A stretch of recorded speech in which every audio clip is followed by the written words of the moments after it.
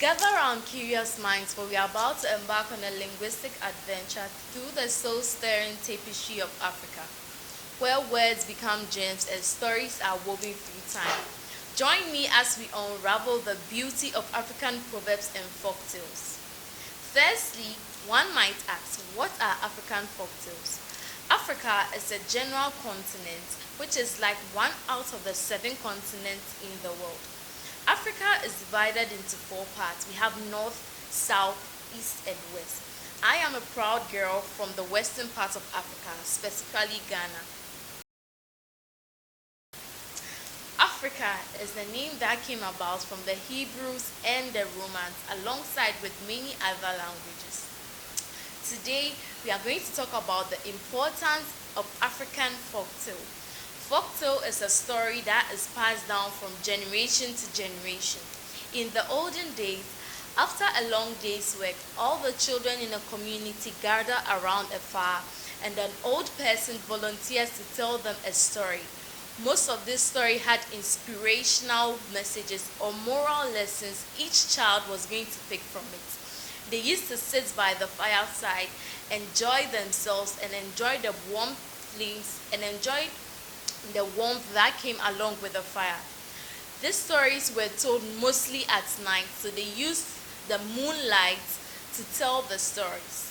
These stories were told mostly at night, thus we call them tales from moonlight or by the fireside. I guess you guys have heard it somewhere.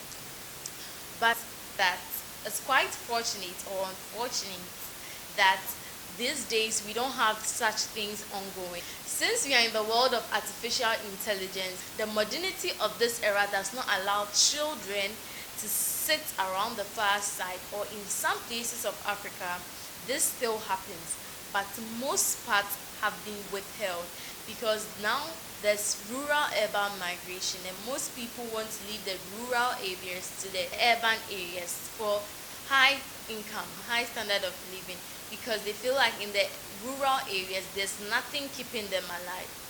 But these stories had very good inspiration and very good moral lessons. For example, one of African's folktale character, Anansi. Anansi has a lot of stories in the African culture. There's one, Anansi and the six legs, Anansi and the pot of beans, Anansi and the pot of wisdom, and many, many, many more.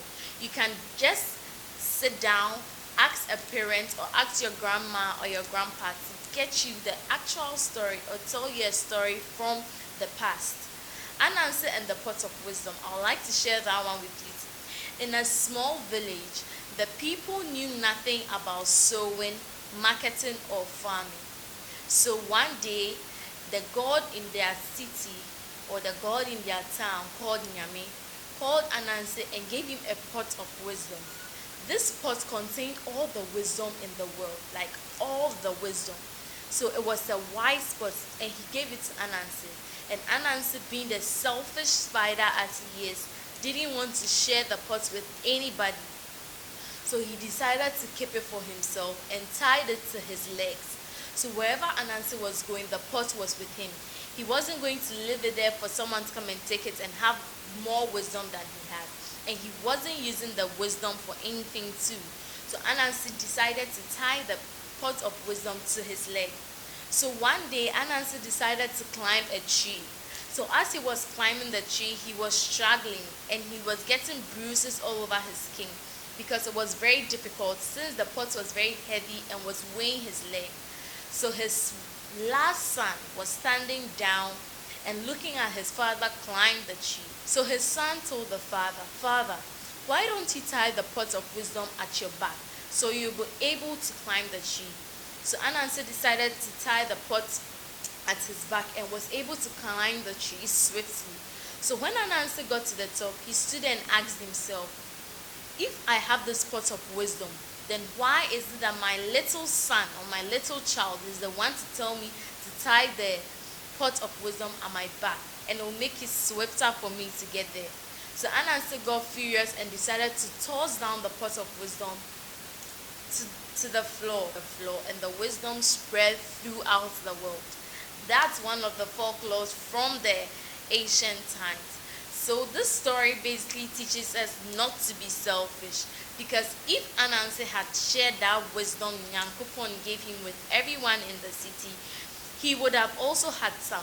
But he wasn't even using the wisdom because he had kept it in the pot and wasn't ready to open it for anyone to get it.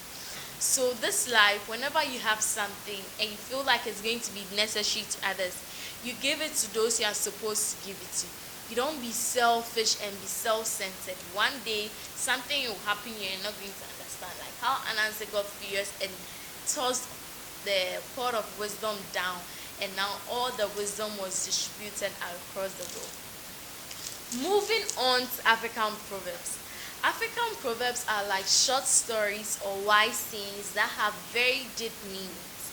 So they are like simple sentences, but then when you read them or when you decide to take a deeper look into them, they actually make good and a large amount of sense.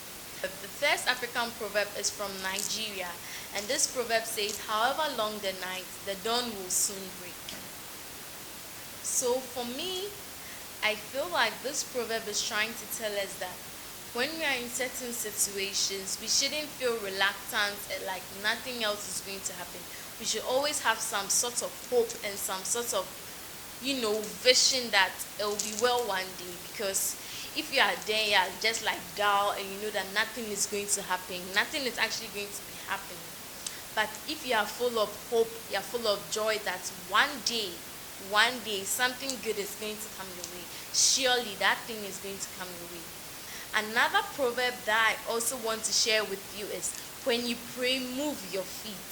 This proverb simply means that whenever you pray, you should add some sort of action to it. Faith and action move hand in hand. You don't speak or you don't expect something to be done for you when you don't believe it's going to be done. When you believe something is going to be done, you move actively towards it. And one way or the other, that goal is going to be accomplished. When you want something to be done for you, you don't sit reluctantly and expect it to come to you. Or when you are trying to pursue your dreams, you push harder to get that dream. Let's say in Ghanaian high school, you want to get 8 A's, or you want to pass your final exam, you want to get like A in every paper. You don't pray to God to get an A and sit down, you don't open your books. No, it's not a miracle. If you learn hard and you pray alongside, you are going to get your A's or you are going to get your main target. So basically, I would like to tell you that whenever you are pursuing your dream, action and faith always move together. So you do both. You don't do one and leave one and expect a miracle to happen. As I said earlier, it's yet to happen because such a miracle hasn't happened before. So I hope this video gave you a little insight of African proverbs and African folktale. There are lots of proverbs out there and there are lots of stories. If you found this video insightful, kindly like the video right now, and please turn on your post notification bell and subscribe to my YouTube channel. And there are lots and lots more of such insightful and adventurous, beautiful and exquisite culture in Africa I would love to share with you. Thank you so much for staying with me to this part of the video. Hope you stay blessed. Hope you stay educated. I'm very, very grateful. Love you all. See you all in my next video. Bye.